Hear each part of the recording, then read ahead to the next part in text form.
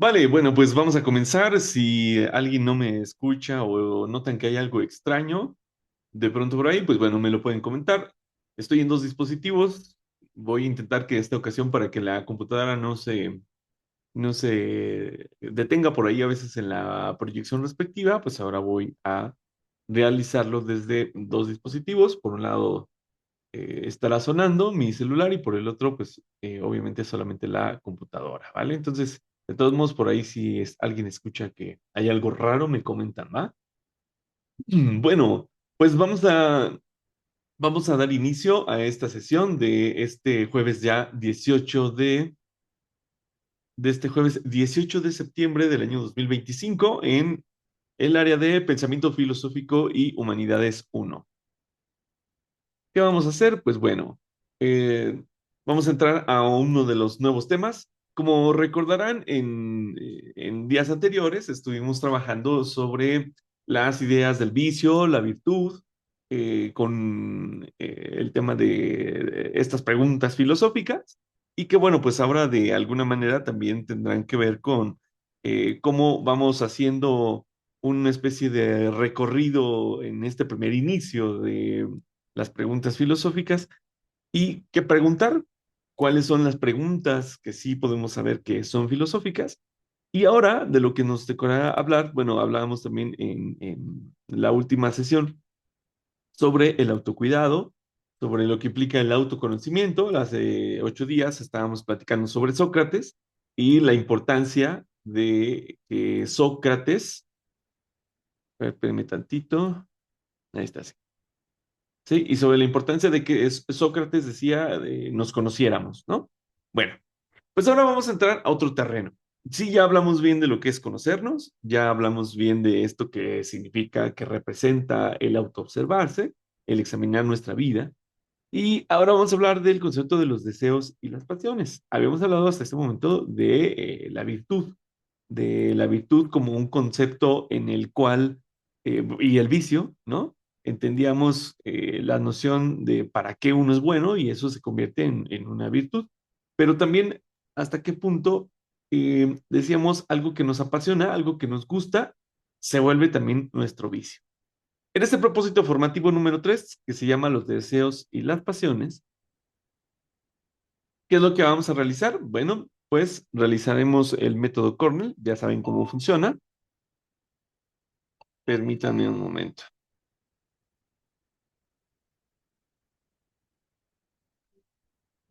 Son un timbre de mi casa, no sé quién sea. Realizarán su método Cornell y este método Cornell tendrá que ser sobre el siguiente tema, ¿vale? Que es las pasiones, y esta es la primera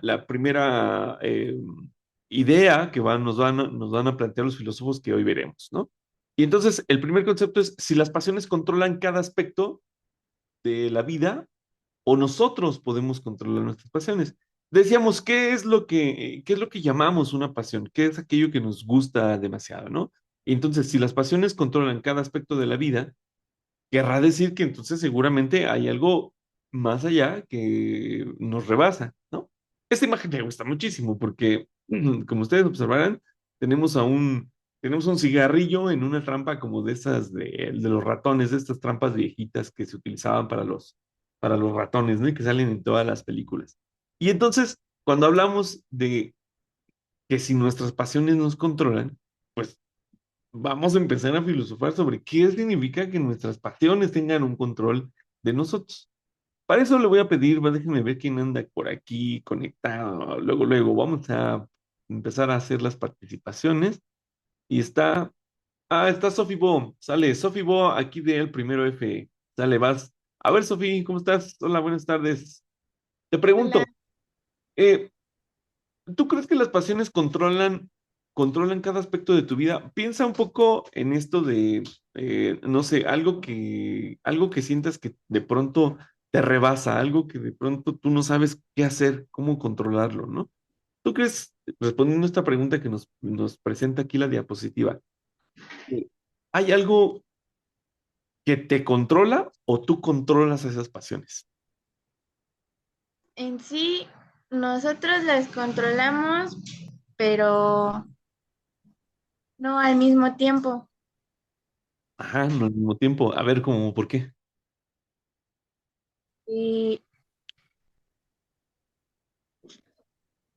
em, en sí, este, Piensa en un enojo. nosotros mismos nos las podemos provocar, Ajá, pero de que nos acostumbramos tanto a ellas, ya necesitamos, ¿cómo se ajá. dice? Necesitamos ya diario esas cosas que nos gustan. Ok, ok, gracias. Sofi. A ver, vamos a irle poniendo un poco como de camino a esto, porque sí, de pronto es un poco complicado hablar de las pasiones y de los deseos. De entrada, a ver, vamos analizando el concepto. Uno de los primeros filósofos que se llama Spinoza, así sin la E, así como, no es como Spinoza Pacha, ¿ok? No, es Spinoza, así como está. Spinoza, que nos pone en este momento una idea, que es este filósofo, dice los deseos, y la palabra clave en este momento son deseos y pasiones, ¿no? Y dice que los deseos son parte de nuestra naturaleza y están ligados a nuestro cuerpo. Por ejemplo, lo hemos dicho muchas veces. Tengo el deseo de tomar agua, de tomar un refresco. Si tengo demasiada sed, ¿cómo voy a resolver el deseo de satisfacer mi sed, de que no tenga yo sed? Pues obviamente es consumiendo algo que me quite la sed. Hay que pensar que este deseo está ligado a nuestro cuerpo porque lo sentimos directamente en el cuerpo. Y es lo que van a decir estos primeros filósofos. Piensen en cuántas ocasiones han tenido frío, ¿no? Ahora que se viene la época de invierno, otoño-invierno, y entonces tienes la necesidad, te vincula con el deseo, y tienes la necesidad de cubrirte del frío, ¿no? Y entonces, si no tienes una chamarra, o tienes ganas de comprarte una chamarra, o una bufanda, o unos guantes, o un gorro, entonces viene el impulso de querer adquirir, ¿no? En la parte de las ventas, de quienes venden en línea, compran en línea, de todos compramos en línea, muchos de estos deseos están dirigidos precisamente a, "Mm, vamos a generarles imágenes de frío para que vean que pueden comprar esta prenda y entonces se les va a quitar el frío. Y muchas veces las marcas nos generan una necesidad para que nosotros tengamos el deseo de comprar. Pero para que vaya siendo un poco más claro, a ver. La sensación de hambre, por ejemplo, nos impulsa a buscar comida. Y sí, nos impulsa a buscar comida el hecho de tener el estómago vacío. Entender esta primera idea de que el deseo radica en nuestro cuerpo tiene que ver con la forma en la que nosotros nos relacionamos con aquello que está fuera de sí, de nosotros, pero que viene de nuestro interior. Es decir, si el clima está frío, está caliente, como lo habíamos dicho, hace mucho calor o hace mucho frío, ese estímulo que viene de fuera va a provocar en mí una reacción. Ajá. Y esa reacción que tendrá que provocar, sí, adelante, Sofía. Bueno, disculpe por interrumpirlo, pero a lo que se refiere esto es como que nos tienta. Exacto, exacto. Sí, sí, sí. Sí, Perfecto, excelente. Ya te acabó la clase de Sofía Bo, acaba de dar toda mi clase. Sí, excelente participación, Sofía. A ver, dijiste una palabra fantástica que debe estar en su método Cornell, la tentación.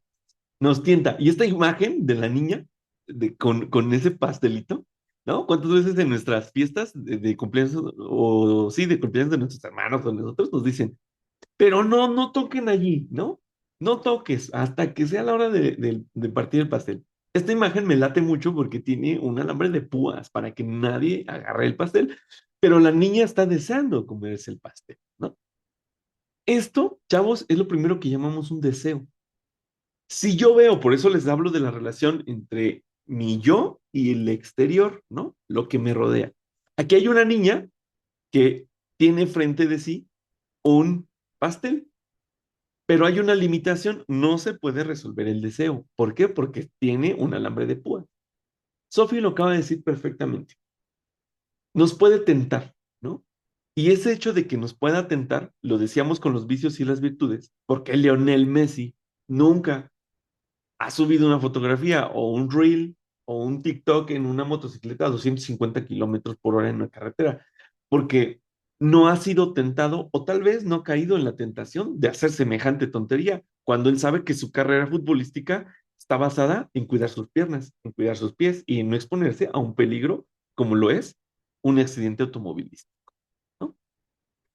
Esta siguiente idea, la primera era del filósofo Spinoza, que fue lo que dijimos ahorita, con esta tentación que nos provoca, ¿no? La siguiente idea es del filósofo Aristóteles.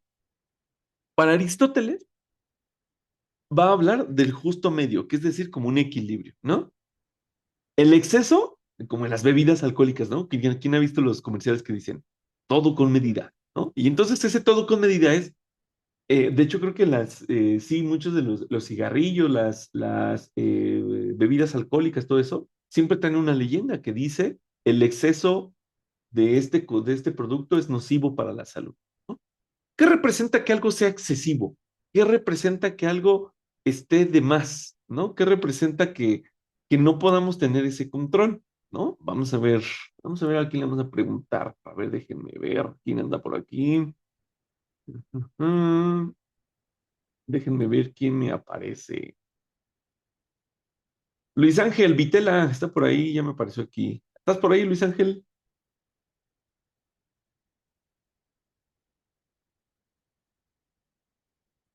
Luis Ángel Vitela a la una.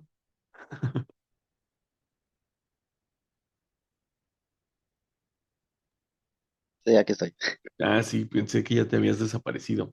A ver, Luis Ángel, ¿a qué te suena que una cosa necesite su justo medio? Es decir, el intermedio entre el exceso y el defecto. ¿A qué te suena? ¿A qué te imaginas? Acabo de poner, por ejemplo, perdón, acabo de poner el ejemplo de las bebidas alcohólicas, ¿no? ¿A qué te suena un poco esto? Básicamente depende del punto de vista. Si hablamos de un punto de vista pues médico, se Mm. podría decir que pues, sería como un frenón, al menos un límite en las dosis que requieres, o al menos para sentirte bien o yo qué sé, porque si te pasas de eso puede causar daños colaterales en tu cuerpo. Ajá, sí, sí, sí, sí, sí, sí, excelente. Muy buena participación. Gracias, Luis Ángel. Fíjense, Luis Ángel acaba de decir dos palabras muy importantes, ideas clave. El, eh, como la dosis, ¿no? De lo que te hace sentir bien, ¿no? Esa relación que hay entre lo que te puede hacer daño a partir de que te pasas de, ¿no? Voy a tomar el ejemplo del alcoholismo, pero el alcoholismo se puede replicar con drogas o se puede replicar con adicciones como la adicción al celular, ¿no? ¿Cuántas horas pasamos en el celular hoy jueves, desde que se levantaron? ¿Cuántas horas han estado pegados al celular?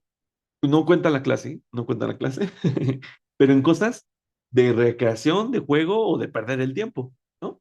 Y entonces, fíjense, a ver, ¿qué problemas, qué causas? Y esto nos va a llevar ahorita al siguiente punto. ¿Qué consecuencias va a tener el que nosotros estemos pegados tanto tiempo, tantas horas al celular? Me empieza a doler acá el cuello porque estoy así con la cabeza toda doblada. O me empiezan a arder los ojos porque se me están secando de que no parpadeo, estoy así todo el tiempo con la luz blanca de los celulares. O me empiezan a doler aquí ya los pulgares porque me la pasé jugando Crash, ¿no? O yo qué sé. Todo esto, Aristóteles lo plasma en una idea filosófica del punto medio. A ver, los deseos y las pasiones. Decíamos, el exceso, por ejemplo, hay una palabra que se llama exceso de velocidad, ¿no? Y entonces, ¿por qué existen los semáforos en las calles? ¿Por qué existen los topes? ¿Por qué siempre en todas las autopistas dice límite de velocidad?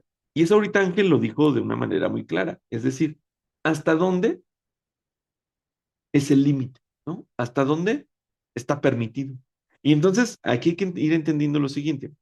Nuestros deseos y nuestras pasiones nos pueden llevar por lugares de pronto peligrosos.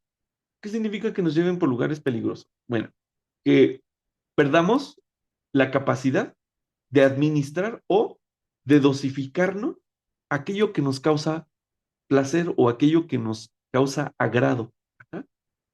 Profe, pero a mí me gusta muchísimo la Coca-Cola. Bueno, sí, pero tal vez si tomas una Coca-Cola una o dos veces al mes o uno o dos fines de semana cuando vas a visitar a tus tíos, a tus primas a tus abuelitos, ¿no?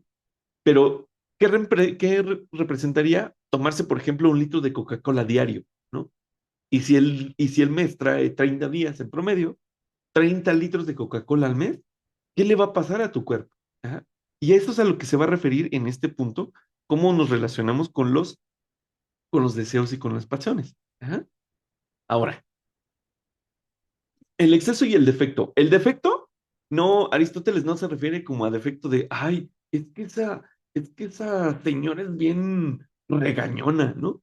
O, ay, es que tengo los dientes chuecos. No, no, no, no se refiere a defectos de esa naturaleza. Filosóficamente hablando, Aristóteles va a pensar que la falta de es el defecto. De profe, pero no estoy entendiendo. A ver, un exceso de confianza. Aquí tengo una imagen, bueno, dos imágenes, ¿no?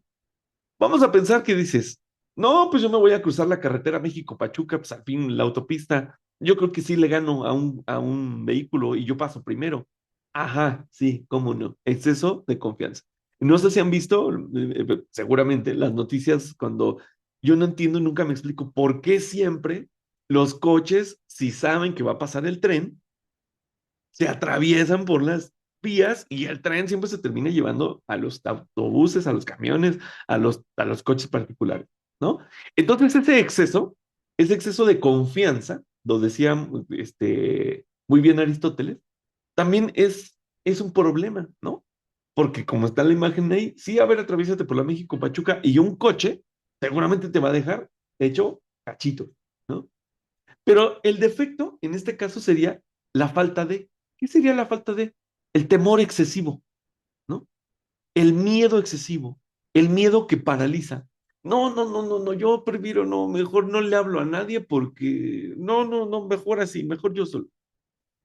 No, no, no, pero es que, y entonces ese no, no, no, mejor así, es lo que Aristóteles va a llamar defecto.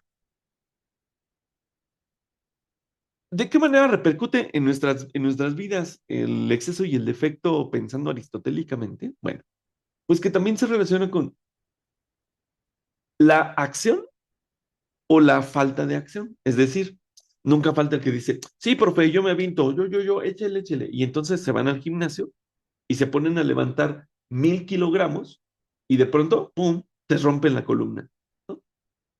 Hay una, el exceso hay una noción de, a ver, ¿hasta dónde? Una vez más la palabra clave, el límite. ¿Ah? A ver, si yo sé que nunca voy al gimnasio, ¿cómo voy a levantar en el primer día de gimnasio? Voy a levantar 1000 kilogramos. Si yo sé que nunca me pongo a correr, ¿cómo me voy a inscribir a un maratón de 42 kilómetros? O sea, no puede ser posible. Cuando llegue a la esquina ya me acalambré y me voy a quedar tirado ahí porque no voy a poder continuar. ¿Me van siguiendo? O sea, es el exceso de las pasiones y de los deseos vistos desde Aristóteles va en este sentido. O sea, no de pronto te llevas, tú mismo te llevas más allá de tu propio límite. Y está, o sea, tampoco está bien porque sí genera estragos, ¿no? Genera consecuencias. Pero también la falta de acción, como les dije hace rato, el exceso es demasiada acción, ¿no? Y de pronto falta de sentido común, porque no le mides el peligro, ¿no? Pero la falta o sea, de acción, también te pone de pronto en un lugar en el que seguramente te puedes aislar, ¿no? Porque no te atreves a hablarle a la chica o al chico que te gusta. Porque no te atreves a salir a la calle porque te da miedo que te vayan a atropellar, te da miedo que te vayan a asaltar, porque no te atreves a preguntar algo si tienes una duda, porque, ay, qué tonto, van a decir, ¿cómo soy tonto? Porque no te atreves de pronto no sé, a subirte a un juego de la feria, porque, ay, no, qué miedo. ¿Ah?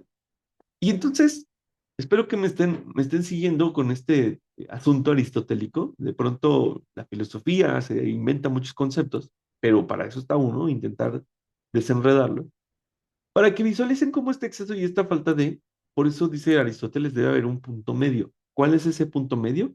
El de poder identificar, basándonos, por ejemplo, en Platón, perdón, en Sócrates, con el autoconocimiento, ¿no? A ver, les decía, ¿cuáles son sus virtudes? ¿Cuáles son sus defectos? ¿cuáles son las cosas que todavía no se conocen? Hicieron en la actividad, hicieron en clase una actividad que se llamaba la ventana de mi vida, ¿no?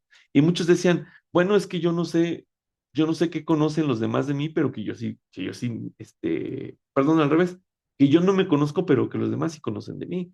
Y entonces de pronto ese tipo de conocimiento tiene que ver con qué tanto somos o demasiado excedidos en nuestras conductas o demasiado temerosos, demasiado valientes o demasiado temerosos, ¿no? Ahora, el siguiente filósofo que se llama René Descartes, o Descartes, como ustedes lo conocen, sí, aunque no lo crean, René Descartes fue filósofo. Yo se los he dicho, la filosofía le ha dado todas las preguntas a la ciencia. Sí, ustedes conocen a René Descartes por su plano cartesiano. Plano cartesiano viene por el apellido de René Descartes, ¿no? Pero además de ser matemático, también fue un gran filósofo. Y entonces René Descartes dice que las pasiones nublan el juicio. A ver, el juicio significa la razón. Es decir, si yo sé que ya puedo, no sé, ya puedo correr 1 kilómetro porque llevo 6 meses haciendo ejercicio y bueno, 5, voy a ser más generoso, 5 kilómetros y no me pasa nada. De pronto te apasionas tanto y entonces tus pasiones no te dejan tener claridad en tu razón de ya será un buen momento empezar a pensar en 10 kilómetros. Me voy a otro ámbito. Estoy muy enamorado. Estoy tan enamorado que en este momento tal vez ya me quisiera casar. Pero espera, espera, pero si llevamos una semana de novios. Y entonces dicen muy bien que eh, en el amor muchas veces hay crímenes, bueno, sí, homicidios, crímenes pasionales, ¿no? Porque la gente se nubla a su juicio porque están apasionados, ¿no? Por un arranque de celos, por un arranque de pasión desbordada en el cual no toleran que sus parejas, sus novias, sus novios, los hayan dejado, los hayan cortado, ¿no? Y vean hasta dónde puede llegar la gravedad de este problema, chavo. Una persona que no está regulada, así, vas, échale, Fernanda Valdés, bueno, dice Nanda, yo dije Fernanda, vas, échale. Yo creo que sobre eso, sobre lo del amor, creo que también las pasiones se puede crear una obsesión o una dependencia, o sea, buscas como que todo el tiempo estar ahí. Sí, sí, exacto. Sí, muy buena, ¿cómo se llama? Muy buena reflexión. Sí, fíjate, o sea, dijo algo muy importante, la obsesión. Y el hecho de que no logres pensar, ¿no? Porque tus pasiones te nublan el juicio, la capacidad de reflexionar, tiene que ver con eso, ¿no? O sea, ¿cómo? Y que al final, si ustedes lo ven, está en la base de la adicción, ¿no? Más adelante, en algunos semestres, entraremos en esos temas el semestre pasado con sus compañeros que ahora están en quinto y que el semestre pasado estuvieron en cuarto, les decía yo, vamos a analizar el tema de las adicciones, pero desde otro lado, ¿no? Desde otro lugar, desde la filosofía, y pensar qué hay detrás de nuestros comportamientos que nos hacen adictos a todo aquello que nos provoca demasiado placer, ¿no? O todo aquello que no podemos dejar de hacer y que muchas veces no nos damos cuenta. Y esto lo dice René Descartes, ¿no? René Descartes se pronuncia en francés y que dice cómo estas pasiones van a anular el juicio. Tengo otra participación acá de Ingrid Mendoza Anaya. Dice, lo llegan a anular por una reacción del cerebro que empieza a pensar de forma seguida en eso y empieza a distorsionar el juicio. Ajá, sí, y se vuelve algo difícil. Sí, a ver, de pronto pensar en que no sé cómo sucedió, ¿no? No sé cómo lo hice, pues se relaciona, fíjense, con esto, ¿no? El caso de la ira. La ira puede hacer que digamos cosas o incluso que hagamos cosas que luego lamentamos. Esto es fundamental, muchachos, porque ¿cuántas veces, piensen ustedes, cuántas veces le han faltado el respeto a sus papás? ¿Cuántas veces le han faltado el respeto a un amigo, a una amiga, a sus novias, a sus novios? Y después de que lo hicieron, viene el peso de la conciencia. Bueno, ¿quiénes tienen peso de conciencia? Porque también hay personas que, me vale, ¿no? O sea, ni cuenta se dan de que acaban de cometer una grosería, ¿no? Pero quienes sí lo logran hacer, viene ese ejercicio reflexivo de cómo una emoción, ¿no? Como lo es la ira, una emoción no canalizada, una emoción, ustedes llevan formación socioemocional, ¿no? O sea, el hecho de que ahora en la escuela empecemos a hablar de formación socioemocional tiene que ver con cómo trabajamos con nuestras emociones, sentimientos, pero no solamente eso, sino también cómo lo logramos manifestar de una manera que no afecte ni a nosotros mismos, ni a los demás, ¿no? Ni a terceros. Entonces, esta idea clave que está aquí, de que la ira puede hacer que digamos o que hagamos cosas que luego lamentamos, resume de una manera muy fácil, muy sencilla, a estos filósofos que acabamos de escuchar, que les acabo de hablar de Spinoza, de Aristóteles y de René Descartes, ¿no? Porque esa ira, en este caso, puede generar incluso feminicidios, crímenes, relaciones personales muy nocivas, relaciones afectuoso-amorosas o sexuales demasiado violentas, ¿no? Donde tú obligues al otro a que te quiera y si no te quiere, entonces lo vas a lastimar porque no puede querer a alguien más que no seas tú, ¿no? Por ejemplo. O a que te aferres a que si no te compran el iPhone 30 entonces te vas a emberrinchar y te vas a amenazar a tus papás con que te vas a ir de la casa, ¿no? O te vas a aventar de un puente y vas a fingir que te quieres suicidar porque no te compran el iPhone 30. O manipulas, igual con el mismo ejemplo, diciéndote, es que si no estás conmigo me voy a matar. Y ese tipo de cosas, vean como el exceso y el defecto, ¿no? Puede llevar a consecuencias graves. Está comprobado que, por ejemplo, en el tema de la violencia de género, muchas mujeres que son violentadas, y aquí viene un ejemplo del defecto, como lo dice Aristóteles. Una vez que son violentadas, ya anda una michi aquí conmigo, pero espera, no, tú no puedes dar clase. Y entonces, estas mujeres que son violentadas, cuando ya están en un ministerio público y les preguntan, ¿quiere usted proceder contra la persona que la está violentando? Dicen que no. Y dicen, no, es que lo voy a perdonar, ¿no? Y ya mejor, así lo dejamos, quiero retirar los cargos. Y esto es uno de los ejemplos, en el caso de Aristóteles, de cómo el defecto, acuérdense que defecto dijimos, la ausencia de acción, el no atreverse. Y entonces por miedo, por temor, por muchas otras cosas, no se da ese paso, ¿no? Vean cómo la filosofía es fantástica en este sentido, porque intento yo compartirles a ustedes cómo estos temas que tienen que ver con lo humano tienen vigencia y la filosofía lo categoriza, lo conceptualiza, ¿no? Pero de alguna manera nos lleva, vamos a la recta final de la sesión, a poder buscar un equilibrio entre la razón y nuestras pasiones, ¿no? Ese equilibrio no es fácil de conseguir. Siempre se complica, siempre nos ponen problemas porque a lo mejor a veces nuestra razón nos dice que hagamos una cosa, pero nuestro corazón, nuestras pasiones quieren otra. Voy a regresar otra vez a un ejemplo. Te llevas muy bien de muchos años con tu mejor amigo, ¿no? Y de pronto les gusta la misma chica. O al revés, te llevas muy bien con tu mejor amiga, pero de pronto les gusta el mismo chico, ¿no? Y entonces tu razón dice, híjoles, es que a mi amiga también le gusta este chavo, ¿no?